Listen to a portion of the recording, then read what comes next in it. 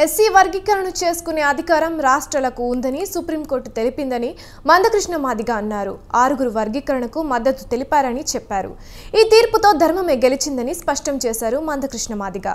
ఈ విజయం వర్గీకరణ కోసం పోరాడి అమరులైన వారికి అంకితం చేస్తున్నామని చెప్పారు.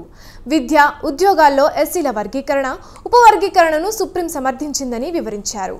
30 ఏళ్ల పోరాటానికి ఫలితం దక్కిందన్నారు మందకృష్ణ మాదిగ. పేద వర్గాలకు అండగా తీర్పుని ఇవ్వడాన్ని స్వాగతిస్తున్నామన్నారు. ప్రధాని మోదీ, అమిత్ షా తమకు మద్దతు తెలిపినందుకు ధన్యవాదాలు తెలిపారు. వర్గీకరణకు ఏపీ సీఎం చంద్రబాబు అండగా నిలిచారని అన్నారు. ఈ వర్గీకరణ ప్రక్రియను తెలుగు రాష్ట్రాలు వేగవంతం చేయాలని కోరారు. అవసరమైతే నోటిఫికేషన్లు వెనక్కి తీసుకొని రీనోటిఫికేషన్లు ఇవ్వాలని అన్నారు మందకృష్ణ.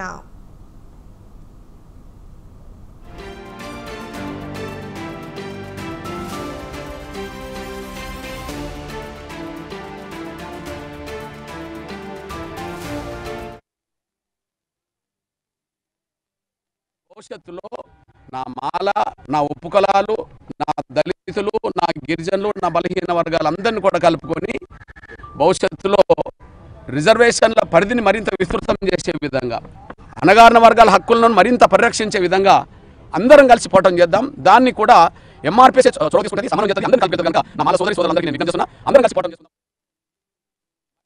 దీన్ని అవరోధం కల్పించే విధంగా ముందుకు రావద్దని చెప్పి నేను అప్పీల్ చేస్తున్నాను. తప్పకుండా మాదిగ రిజర్వేషన్ పోరాట సమితి రిజర్వేషన్ పాలనలో మొత్తం మాదిగలే తీసుకోవాలని నేను పోరాటం చేయలే. మాదిగలకు దక్కాల్సిన వాట మాత్రం మాదిగలు దక్కాలి. మాదిగల కంటే వెనుకబడ్డ ఉపకులాలు ఉంటే వాళ్ళ వాట వాళ్ళకి దక్కాలి.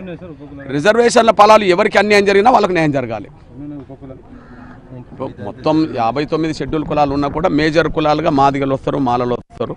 ఇంకా మిగతా ఉపకులాలకు సంబంధించిన వాళ్ళు ఉన్నా కూడా జనాభా తక్కువ ఉంటుంది కాబట్టి అందరు కలిసినా కూడా 1% వాళ్ళకు రిజర్వేషన్లలో వర్గీకరణ న్యాయం జరగాల్సిన అవసరం ఉంటుంది. బహుశా తెలంగాణలోనైతే మాకు మినిమం 11 నుంచి 12% రిజర్వేషన్లు రావడానికి అవకాశం ఉన్నది. అదే సమయంలో ఆంధ్రప్రదేశ్లో 16లో మినిమం 7 దాటడానికి అవకాశం ఉన్నది. ఇప్పుడు ఎస్సీ వర్గీకరణ మీద ఇచ్చిన తీర్పు ఎస్సీ ఎస్టీకి సంబంధించిన ఉమ్మడి అంశాల మీద ఇచ్చిన తీర్పుగా మనం భావించుకుంటే, ఎక్కడ ఏ కులానికి అన్యాయం జరిగినా న్యాయం చేసుకునే అధికారం రాష్ట్రాలకు ఉన్నట్టుగా, ఎక్కడ ఏ తెగకు అన్యాయం జరిగినా ఆ తెగకు న్యాయం చేసే విధంగా అధికారాలు ఉన్నట్టుగానే సుప్రీంకోర్టు తీర్పును మనం చూడాల్సి వస్తుంది అనేసి గుర్తు చేస్తున్నాను. నేను డాటా పరంగా చేస్తే మాకు న్యాయం జరుగుతుంది. ఎందుకంటే ఎస్సీ వర్గీకరణ జరగాలని చెప్పి ఉషామేర కమిషన్ చెప్పింది, ఆ డాటా ఉన్నది. రామచంద్రాజు కమిషన్ చెప్పింది, ఆ డాటా ఉన్నది. అంతకుముందు లోకూర్ కమిషన్ చెప్పింది, ఆ డాటా ఉన్నది. ఏదైనా సరే అన్యాయం జరిగిన వర్గాలకు న్యాయం జరగాలంటే డాటాను ముందు పెట్టుకొని చేయాలనే మేము చెప్తున్నాం. సుప్రీంకోర్టు కూడా అదే చెప్పింది. ఇప్పుడు ఎస్సీ ఎస్టీలకు సంబంధించిన విషయంలో జనాభా లెక్కలు ఎప్పటికప్పుడు అందుబాటులోనే ఉన్నాయి. అది 2011 అయినా 2021 అయినా 10 ఏళ్ళకు ఒకసారి ఎస్సీ ఎస్టీలకు సంబంధించిన జనాభా అందుబాటులో ప్రభుత్వాలకు ఉంటుంది.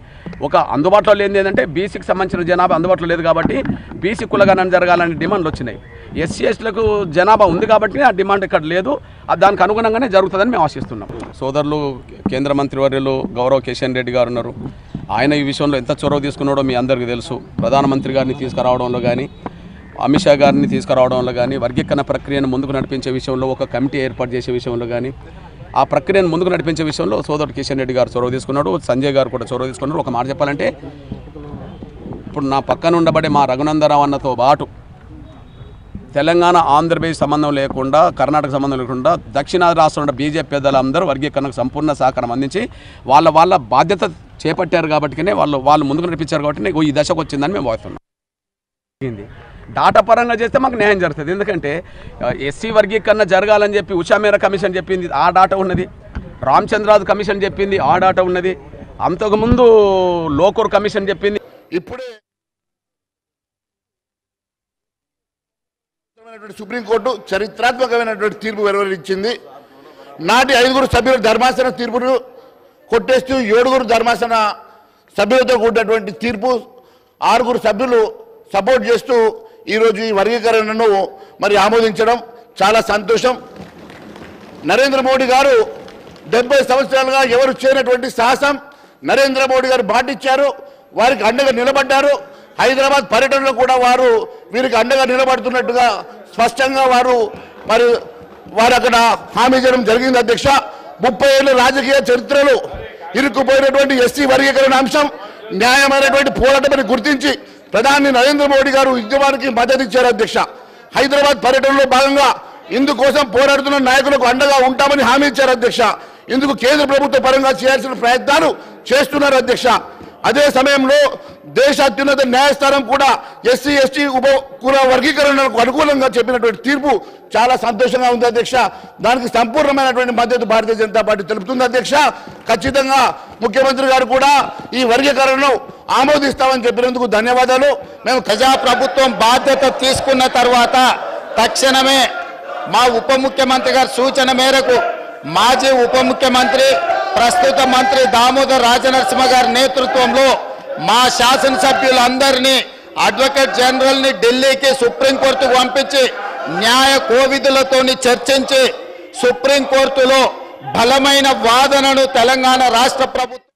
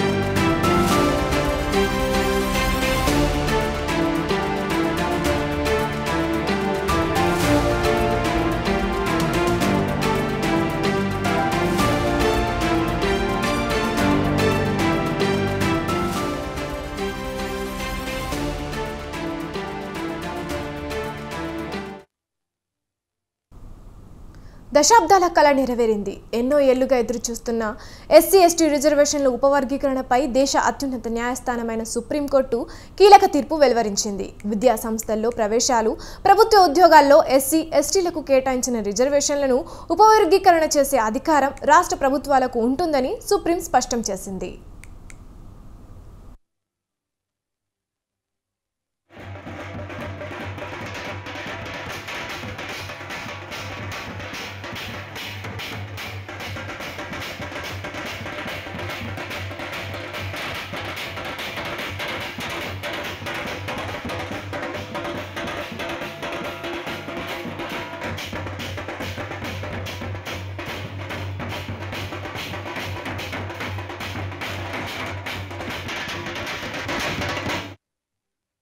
ఇదే అంశంపై 2004లో 5 సభ్యుల ధర్మాసనం ఇచ్చిన తీర్పును తాజాగా విస్తృత ధర్మాసనం పక్కన పెట్టింది. 6-1 మెజార్టీతో జస్టిస్ డివై చంద్రచూడ్ నేతృత్వంలోని 7 సభ్యుల రాజ్యాంగ ధర్మాసనం ఇవాళ అత్యంత కీలకమైన తీర్పు వెలువరించింది. ఈ తీర్పు అనుసరించి ప్రభుత్వాలు తదుపరి మార్గదర్శకాలు రూపొందించుకోవాలని సూచించింది సుప్రీంకోర్టు విస్తృత ధర్మాసనం.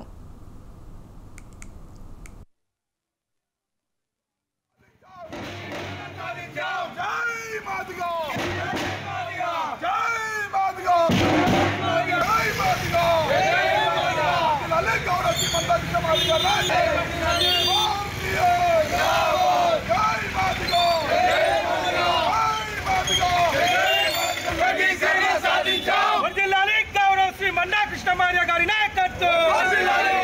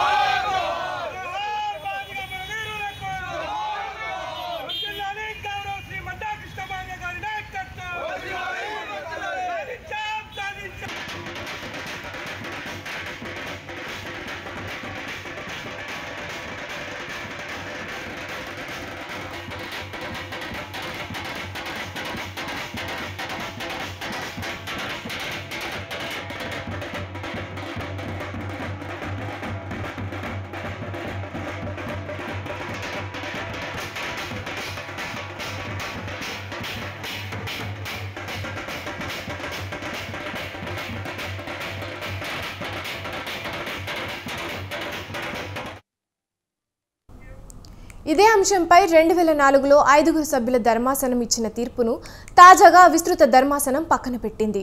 6-1 మెజార్టీతో జస్టిస్ డివై చంద్రచూడ్ నేతృత్వంలోని 7 సభ్యుల రాజ్యాంగ ధర్మాసనం ఇవాళ అత్యంత కీలకమైన తీర్పు వెలువరించింది. ఈ తీర్పు అనుసరించి ప్రభుత్వాలు తదుపరి మార్గదర్శకాలు రూపొందించుకోవాలని సూచించింది సుప్రీంకోర్టు విస్తృత ధర్మాసనం.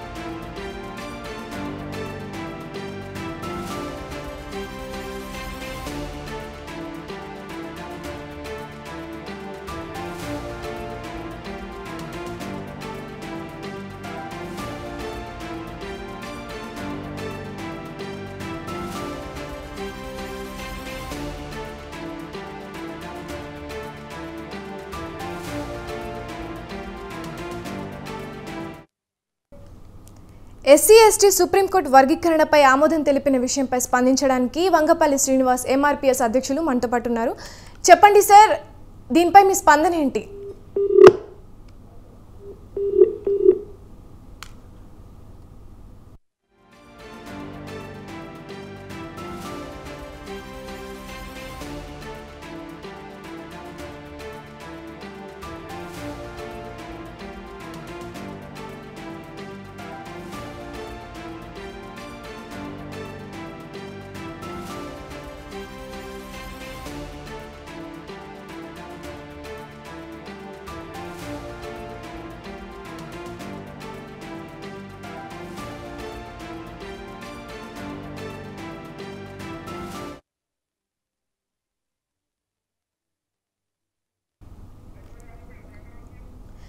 ఎస్సీ/ఎస్టీ వర్గీకరణపై సుప్రీంకోర్టు ఆమోదం తెలిపిన విషయంపై స్పందించడానికి ఎంఆర్పీఎస్ అధ్యక్షుడు వంగపల్లి శ్రీనివాస్ గారు ఫోన్ లైన్ ద్వారా అందుబాటులో ఉన్నారు.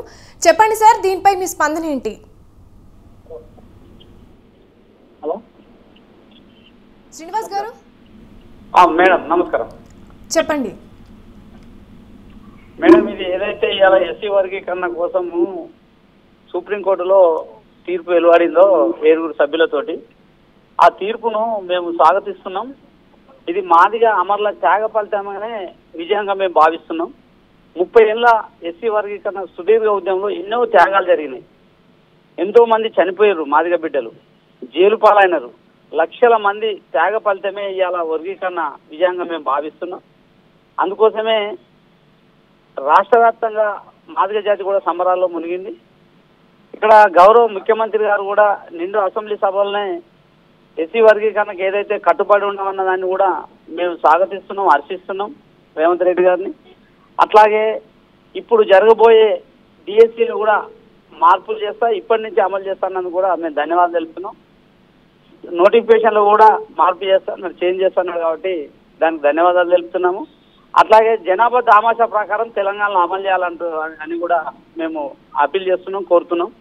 ఉమ్మడి ఏదైతే వర్గీకరణ జరిగిందో 7-6% ఉన్నదంతో మాదిగలకు 6%, మాదిగలకు 7%, మాదిగలకు 7%, మాలలకు 6%, ఉపకులాలకు ఏకు డీకి 1% ఉంది. కాబట్టి దాని ప్రకారం జరిగితే తెలంగాణలో నష్టం జరుగుతుంది. కాబట్టి మాదిగలకు జనాభా దామాషా ప్రకారము మళ్ళీ సర్వే చేసి, ఇంతకుముందు కూడా కుటుంబ సర్వే ఒకరోజు సర్వే నిర్ణయించారు, మళ్ళీ కూడా ఈ రాష్ట్ర ప్రభుత్వం సర్వే చేసి జనాభా దామాషా ప్రకారం అమలు చేయాలని కూడా మేము రాష్ట్ర ప్రభుత్వం కోరుతున్నాం.